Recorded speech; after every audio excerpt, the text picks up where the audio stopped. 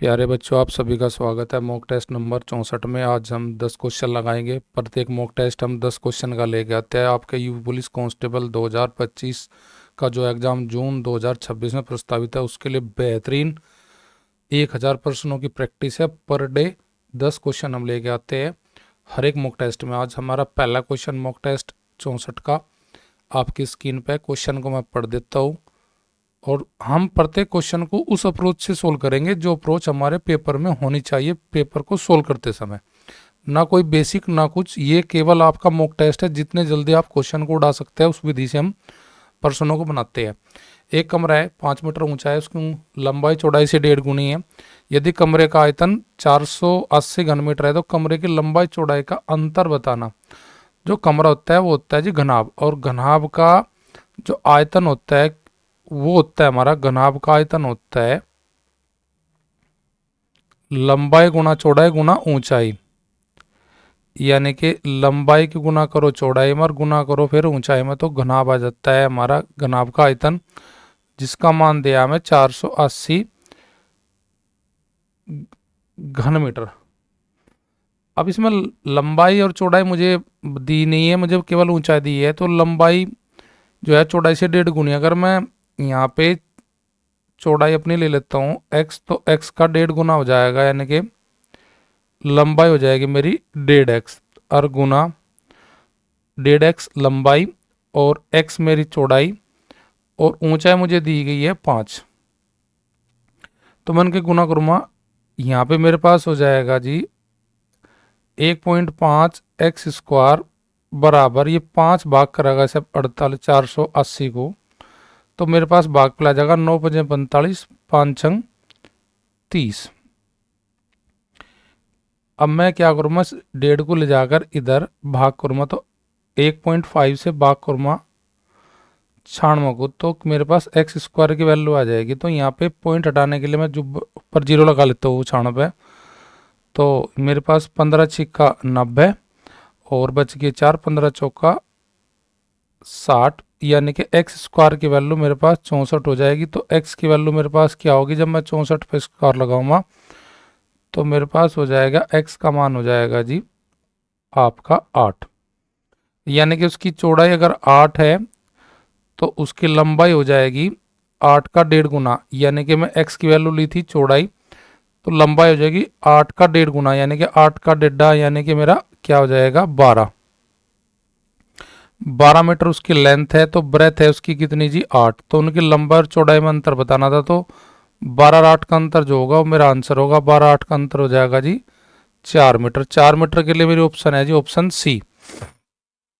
Question number 2, चक्राकार बनाने वाले दो समकेंद्रीय वृत्तों का क्षेत्रफल क्रमशः 154 वर्ग सेंटीमीटर, 616 वर्ग सेंटीमीटर। चक्राकार की चौड़ाई ज्ञात की। देखो जी, ये हमारे पास दो सकेंद्रीय वृत्त है जिनके केंद्र 1 है, तो वे सकेंद्रीय 2 वृत्त है जिनमें एक जो वृत्त है छोटे वाला उसका तो है जी क्षेत्रफल 154 वर्ग सेंटीमीटर, जो बड़ा है उसका है जी 616। तो मैं क्या निकालना है, इसकी चौड़ाई निकालनी, यानी कि ये मान निकालना इनका। तो हम क्या करेंगे, सबसे पहले छोटी आर का वैल्यू निकाल लेंगे, फिर हम निकाल लेंगे बड़ी आर की वैल्यू, और बड़ी आर की और छोटी आर की वैल्यू का जो अंतर आएगा वो चक्राकार की चौड़ाई की वैल्यू आएगी। तो मुझे निकालनी R capital R minus small R की वैल्यू। तो यहाँ पे पहले मैं निकालता हूँ जो छोटा आर दे रखा है उसका, जो छोटे वाला मेरे पास ये जो वर्त है इसका क्षेत्रफल दे रखा है 154 वर्ग सेंटीमीटर। तो यहाँ से आर की वैल्यू आएगी, पाई से जी भाग करूँगा, पाई का मान रख लूँगा 22/7। तो यहाँ पे मेरे पास आर की वैल्यू आ जाएगी कितनी, आर की वैल्यू आ जाएगी आर स्क्वायर हो जाएगा 7 7 49। तो 49 पर जब मैं स्क्वायर टेकूंगा तो आर की वैल्यू आ जाएगी 7। इसी प्रकार बड़े आर की वैल्यू निकाल लूँगा मैं, यानी कि पाई कैपिटल आर का स्क्वायर, ये क्षेत्रफल दिया है मुझे कितना 616। तो कैपिटल आर की वैल्यू निकालने के लिए मुझे पाई के वैल्यू से भाग करना पड़ेगा, और फिर जो वैल्यू आएगी भागफल की उसका वर्गमूल निकालना होगा। तो 22 का डबल मेरे पास हो जाएगा 44, बच गया आपके पास कितना 15, 44 और 61 का अंतर 17 हो जाएगा। 17 के पीछे 6 रखेगा तो 176, तो 8 चल जाएगी। तो यहाँ से मेरा आ जाएगा जी 28 गुना 7 यानी कि 8 सती 56 का 6 का हासिल 5, 8 7 दूनी 14, 14 और 5 हो जाएगा जी 19। तो आर स्क्वायर बराबर 196। तो इस आर का वैल्यू निकालने के लिए 196 पर रूट लगाऊंगा, तो ये हो जाएगा जी आर की वैल्यू 14। तो मेरे पास कैपिटल आर की वैल्यू तो आ जाएगी 14 और स्मॉल आर की वैल्यू आ जाएगी 7। तो चक्राकार जो समकेंद्रीय वर्त चक्राकार का जो चौड़ाई है वो आ जाएगी जी 14 और 7 का अंतर, 14 और 7 का अंतर हो जाएगा 7 सेंटीमीटर। तो 7 सेंटीमीटर के लिए मेरी ऑप्शन राइट हो जाएगी ऑप्शन ए। क्वेश्चन नंबर 3, 30,000 रुपये 7% की दर से एक निश्चित समय के लिए चक्रवृद्धि ब्याज कितना प्राप्त होता है जी? 4347 रुपये प्राप्त होता है। तो समय का मान निकालना, तो देखो इसे जल्दी से जल्दी हम ऑप्शन से बना सकते हैं, कोई भी फॉर्मूला नहीं लगाना। 30,000 पे अगर मैं 7% का मान देखो कितना आएगा, 7% का कितना ब्याज आएगा, तो यहां से मुझे पता लगा कि एक साल पहले साल का जो ब्याज होगा वो होगा जी मेरे पास 2100 रुपये। अगले साल 2100 से कुछ ज़्यादा होगा, क्योंकि 2100 से लगभग 2200 के आसपास होगा, या 2100 यानी कि 2100 और 2200 जुड़कर लगभग मेरा आंसर जो मेरा ब्याज दे रखा 4347 उसके लगभग मेरा मान चला जाएगा। यानी कि अगली बार मुझे जो ब्याज मिलेगा वो मिलेगा 30,000 प्लस मेरा 2100 यानी कि 3200। तो अगर मैं 7% निकाल लूँ दूसरे साल का ब्याज का वैल्यू आ जाएगी मेरे पास। तो यहाँ पे 7 एकम 7, 7 दूनी 14, 7 दूनी 14, 7 21 और 1 22। जब मैं इनको जोड़ूंगा तो मेरा मान आ जाएगा जी 4347। ये बनेगा क्या वर्ष में जी? 2 वर्ष में। तो ऑप्शन हो जाएगी right option B. Question number 4, किसी धन पर साधारण ब्याज मूलधन का साधारण ब्याज जो है वो मूलधन का 2/9 है, यानी कि SI सिंपल इंटरेस्ट अगर 2 है तो हमारा प्रिंसिपल यानी कि मूलधन वो है जी 9। यदि वर्षों की संख्या दर प्रतिशत की संख्या से दुगनी है, यानी वर्षों की जो संख्या है टी का मान जो है आर से डबल है, यानी कि आर 1 है तो टी का मान हो जाएगा आर का डबल यानी कि 2R। यानी कि समय के लिए जो मान होगा, अगर हमने प्रतिशत के लिए आर वैल्यू लेते हैं तो आर का दुगना होगा हमारा समय। अब यहाँ पे मुझे धन कितने समय के लिए दिया गया ये निकालना, तो टाइम निकालने के लिए मैं क्या करता हूँ, साधारण ब्याज गुणा 100 बटे मूलधन और गुणा दर। दर का मान मेरे पास कितना है जी आर, और टी का मान मेरे पास क्या हो जाएगा जी 2R। जहां पे मेरा टी रखा वहां पे रख सकता हूं मैं क्या जी 2R। तो यहां से मैं सोल्व कर लेता हूँ 2R यहाँ पे रख के क्या मेरा वैल्यू आएगा। तो देखो इन दोनों गुना करूंगा तो ये जाएगा 200, 2 की गुना करूंगा किसमें, इसमें 9 में, तो यह आ जाएगा 9 दूनी 18 आर स्क्वायर, 18 आर स्क्वायर बराबर 200 के। तो आर स्क्वायर की वैल्यू निकालने के लिए मैं क्या करूंगा, 200 को भाग करूंगा 18 से, 18 का आधा 9 हो जाएगा और 200 का आधा हो जाएगा जी 100। तो आर स्क्वायर बराबर हो जाएगा 100/9। तो यहाँ पे अंडरूट लगा देंगे तो यहाँ पे आर की वैल्यू आ जाएगी 10/3। और मेरा टाइम निकालना, तो टाइम का वैल्यू होगा 2R। तो यानी कि जो 10/3 मेरा आया आर उसके डबल कर तो आर मेरा आ जाएगा टी का मान, यानी कि 20/3। 20/3 का मतलब 6 से ही 2/3 मेरा वर्षों का टाइम आ जाएगा। 6 से ही 2/3 के लिए मेरी ऑप्शन हो जाएगी राइट क्वेश्चन 4 के लिए डी। क्वेश्चन नंबर 5, शांत जल में एक तैराक की चाल 9 किलोमीटर प्रति घंटा, धारा के विरुद्ध कोई दूरी तय करने से उसे धारा की दिशा में उतनी ही दूरी तय करने में लगे समय से दुगना, यानी कि धारा के विरुद्ध में डबल समय लगता है और धारा के अनुकूल उसे 1 लगता है। तो यहाँ पे सवाल में निकालना मुझे धारा का वेग। तो जी अनुकूल में जो समय लगता है उसका दुगना समय लगता है जी उसे प्रतिकूल में, यानी कि प्रतिकूल में उसे लगेगा दुगना समय। अगर अनुकूल में उसका समय 1 है तो प्रतिकूल में समय हो जाएगा जी 2। और टाइम और स्पीड का जो अनुपात होता है वो होता है जी हमेशा उल्टा, यानी कि स्पीड और टाइम अनुपात होता है उल्टा। अब यहाँ पे इसने तैराकी मुझे क्या दे रखी, शांत जल में चाल दी है और मुझे धारा का वेग निकालना। शांत जल में दे रखी मुझे चाल 9 किलोमीटर, मुझे धारा का वेग निकालना। तो यहाँ पे मैं क्या करूँगा, अगर जो इसका निकालने का फॉर्मूला यहाँ से बनाऊंगा, यहाँ से फॉर्मूला बनाऊंगा मैं क्या, चालों का अंतर बटे चालों का योग चालों का अंतर यानी कि जो स्पीड है, स्पीड 1 और स्पीड 2 का अंतर बटे दोनों का योग, स्पीड 1 प्लस स्पीड 2, और गुना शांत जल में तैराकी चाल। शांत जल में शांत जल में शांत जल में तैराकी चाल, तैराकी चाल। यहां से मेरा आंसर हो जाएगा, देखिए 2 और 1 का अनुपात उनकी स्पीड में है, तो पहला उनमें अंतर लेंगे 2 और 1 में, 2 और 1 में अंतर आ जाएगा मेरे पास कितना 1, और 2 और 1 में जोड़ आएगा 3, 2 और 1 3, गुना शांत जल में चाल नामक की कितनी है जी 9, 1/3 गुना 9 को जब मैं भाग करूँगा 3 से तो मेरी धारा का वेग आ जाएगा, धारा का वेग आ जाएगा कितने किलोमीटर प्रति घंटा जी 3 किलोमीटर प्रति घंटा, जो कि दिया है मुझे ऑप्शन ए में। इस सवाल को हम दूसरे तरीके से भी बना सकते थे, अगर हम दूसरा तरीका अपनाना चाहे भाई दूसरे तरीके से बना सकते हैं, वो थोड़ा डिटेल में होगा और वो काफ़ी लेंथी होगा। आप इस फॉर्मूले से जो सा मैंने यहाँ पे आपको बताया इस तरीके से सवाल को बना सकते हो।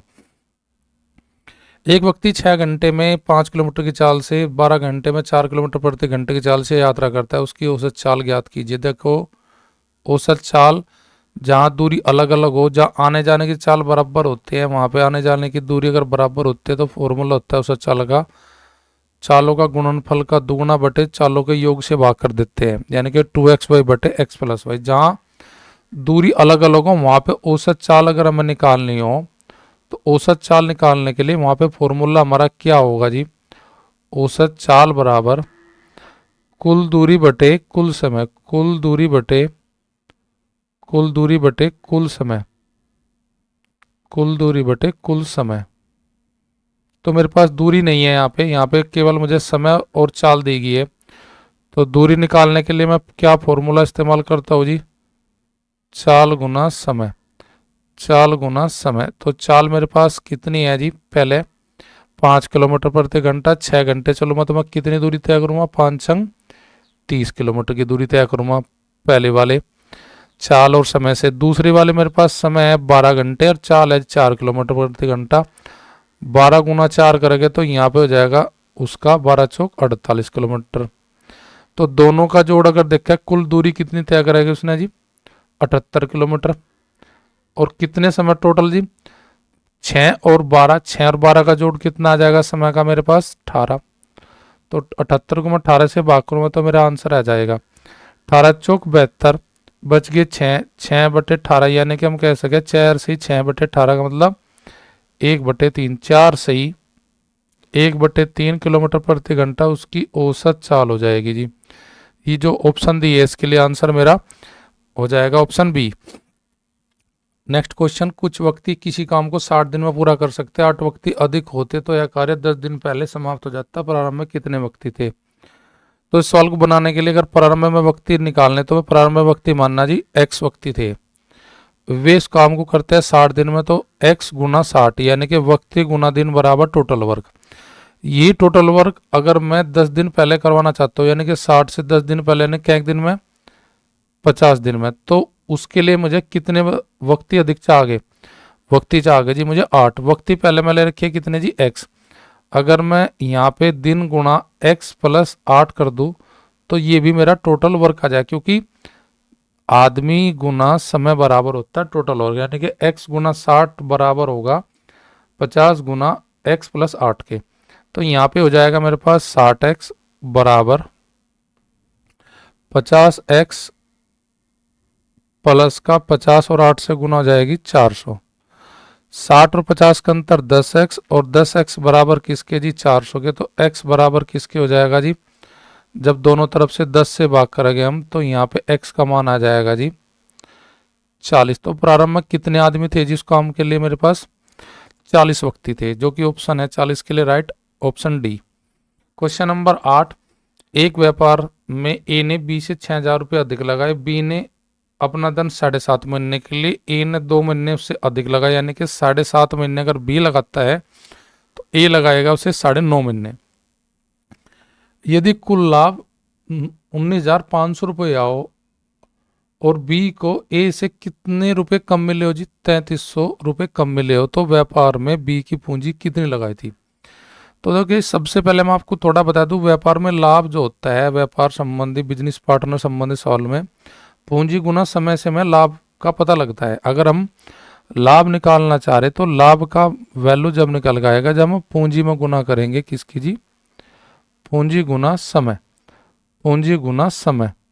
तो यहाँ पे मेरे पास ए ने रुपए लगा रखे बी से कितने अधिक, अगर बी ने एक्स रुपए लगाए तो ए ने लगाए होंगे जी एक्स प्लस 6,000। अगर बी का एक्स पूंजी है, उसने 7.5 महीने लोग अपनी पूंजी को रखा, तो ए ने रखा हुआ कितना, 2 महीने अधिक यानी कि 9.5। अब ये कह रहा है जी 19,500 का टोटल लाभ हुआ है और उस लाभ में बी को कितने रुपए कम मिले हो, 3300। अगर कुल योग दिया है हमें और अंतर दिया उन दोनों के लाभों का, तो कुल योग और अंतर को अगर हम जोड़ कर आधा कर दे तो उसका मान आ जाएगा जो अधिक वाला लाभ लेगा उसका। तो यानी कि इन दोनों का योग आएगा 22,800, इसका हाफ आएगा 11,400, यानी कि 11,400 लाभ है इसमें किसका जी, ए का। 11,400 रुपये ए का लाभ है, तो फिर बी का लाभ कितना, 19,500 और 11,400 का जो अंतर आएगा वो अंतर आ जाएगा जी मेरे पास 8100, यानी कि बी का लाभ हो जाएगा 8100। और 8100 कहाँ से आया, 19,000 में से 11,400 घटा लिया, तो 8100 रुपये किसका लाभ है आज, बी का। अब मुझे बी की निकालनी कितनी पूंजी, यानी कि मुझे एक्स की वैल्यू निकालनी। अब मैं इसे सोल्व कर लेता हूँ, देखिए कैसे करूँगा, यानी कि 9.5 की गुना करूँगा मैं किस में जी, एक्स प्लस 6,000 में, एक्स प्लस 6,000 में, और बटे एक्स गुना 7,500, एक्स गुना 7,500 नहीं सॉरी 7.5 बराबर 11,400 बटे 8100। तो यहाँ पे 2 जीरो से 2 जीरो कैंसिल होगी। अब देखो यहाँ पे एक पॉइंट से मेरा ये पॉइंट कैंसिल हो जाएगा और यहाँ पे 5 से काटूंगा तो 5 एकम 5 बच गए 4, 9 पंजे 45, 5 एकम 5 बच गए 2, 5 पंजे 25, 19 छिक्का 114। अब मैं यहाँ पे कैसे को भी डिवाइड कर लेता हूँ, 3 से डिवाइड करूँगा, यहाँ पे हो जाएगा 27 तिया कैसे, यहाँ हो जाएगा 5 तिया 15, यहाँ पे 5 आ जाएगा। अब मैं क्या करता हूँ, यहाँ पे गुना कर देता हूँ क्रॉस मल्टीप्लाई की, यानी कि किसकी जी, 5x की और 6 की, 5x और 5x गुना 6 यानी कि हो जाएगा मेरे पास कितना, यहाँ पे हो जाएगा जी 5 गुना 6x बराबर हो जाएगा जी 30 के, 5 छंग 30, 5 छंग 30x। और इधर हो जाएगा मेरे पास यू 6 गुना करेगा किस में जी, 5x में, 5 छंग 30 बराबर ये 27 गुना करेगा इसमें, तो ये हो जाएगा किस में जी, x प्लस 6,000 में।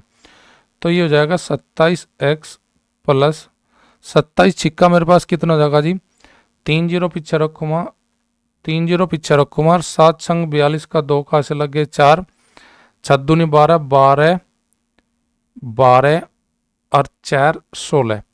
अब 30x और 27x का अंतर जो बनेगा वो बनेगा जी 3x, और 3x बराबर किसके जी, 1,62,000 के। 1,62,000 को मैं भाग करूँगा 3 से, तो मेरा x की वैल्यू आ जाएगी कितनी जी, 3 पंजे 15, 3 चौक 12, यानी कि x की वैल्यू आ जाएगी मेरे पास जी 54,000। 54,000 किसकी वैल्यू है जी, x की। x किसका मान है जी, b का। किसका मान पूछा व्यापार में पूंजी के लिए, b की पूंजी के लिए। तो 54,000 मेरा आंसर हो जाएगा किसके लिए, b की पूंजी कितनी थी व्यापार में। तो 54,000 मेरी के लिए राइट ऑप्शन हो जाएगा ऑप्शन ए। क्वेश्चन अच्छा था, थोड़ा कैलकुलेटिव था और अच्छा लेवल का था। आकाश और लता का मासिक वेतन 3:5 के अनुपात में, यदि उनके वेतन में वृद्धि 160 की कर दी दोनों में, उनका अनुपात हो जाता है 25:41। तो वृद्धि से पहले आकाश का वेतन बताना। आकाश के वेतन का अनुपात है जी 3। अब 3 से जो उनसे ऑप्शन मेरी कटती है वो ही मेरा आंसर हो जाएगा। बस हमें कुछ नहीं करना, सीधा 3 से कटने वाले के लिए योग देखेंगे हम। 8 3 11, 11 4 15, इसका जोड़ 15 है, इसका जोड़ 8 है अंकों का, इसका जोड़ 10 है, इसका जोड़ मेरे पास 13 है। तो यानी कि 5 से केवल 3 से केवल कटेगी संख्या ऑप्शन ए, और ए ही मेरा इसका राइट आंसर हो जाएगा। ये तो है मेरा 1 सेकंड का आंसर, क्योंकि 3 आकाश का अनुपात है, तो 3 से जो ऑप्शन कटेगी वही मेरा आंसर होगी। तो ऑप्शन ए ही कटती है और नहीं कटती। अगर मैं सिर्फ डिटेल से निकालता हूँ तो 3:5 के अनुपात में उनका था, दोनों में 160 रुपये की वृद्धि कर दी, उसे साइड में रख लेते हैं। फिर बढ़ के अनुपात हो जाता है 25:41 में। तो यहाँ पे सबसे पहले निचले अनुपात का अंतर की गुणा करेंगे साइड में रखी संख्या की। निचले अनुपात का अंतर है जी 16 गुना 160 बटे 41 या 123, 25 पंजे 125, 125 और माइनस 123, यानी कि गुणनफल क्रॉस मल्टीप्लाई के गुणनफल का अंतर लेंगे, उसका मान आएगा 2, 2 से भाग करेंगे इसे जो संख्या हमारी साइड में रखी इनके गुणनफल को। तो 16 अट्ठे कितना हो जाएगा मेरे पास 8 संग 48 का 8 का से लग गए 4, 8 एकम 8, 8 और 4 12, यानी कि 1280वां संख्या जिसका मुझे अनुपात में गुणा करनी। और आकाश के अनुपात का मान निकालना तो मुझे 3 में गुणा करनी पड़ेगी, किसकी जी 1280 की। 1280 गुना हो जाएगी मेरे पास 0, 8 तिया 24, 4 तिया 12 तो 14, 3 अठे 24, 3 दूनी 4 1 8, बच के कुछ हासिल में नहीं है, 3 एकम 3, यानी कि 3840 ही यहाँ पे मेरा आकाश का वेतन आ जाएगा। और लास्ट क्वेश्चन आज का, एक वस्तु को 270 बेचने पर उतनी हानि होती है जितना 10% के लाभ पर बेचने पर लाभ होता है। तो कहने मतलब ये है कि जो 10% का लाभ है वो 270 पर 10% की हानि है। तो यानी कि हानि है 100 में से 10 घटाओगे तो 270 की जो वैल्यू है वह है 90% के बराबर। मुझे निकालना क्या, वस्तु के लाभ वाला विक्रय मूल्य। लाभ वाला विक्रय मूल्य यानी कि 10% के लाभ वाला, तो 100 में 10 जोड़ोगे तो कितना 110% की वैल्यू निकालनी मुझे। तो यहाँ पहले मैं से 90 से भाग करूँगा और गुना करूँगा 110 से, तो 0 से 0 कट गई 9 30 27, 3 में गुना करूँगा 110 की, तो मेरा आंसर हो जाएगा फाइनली विक्रय मूल्य लाभ वाले के लिए 330। 330 के लिए ऑप्शन दी है मुझे राइट ऑप्शन ए। अगर क्रिया मूल्य पूछा जाता तो फिर मैं निकालता किसका मान जी, आपका ऑप्शन ए में निकालता, तो ऑप्शन ए में निकालता, तो फिर मैं परसेंटेज के लिए निकालता जी हमारा 100%।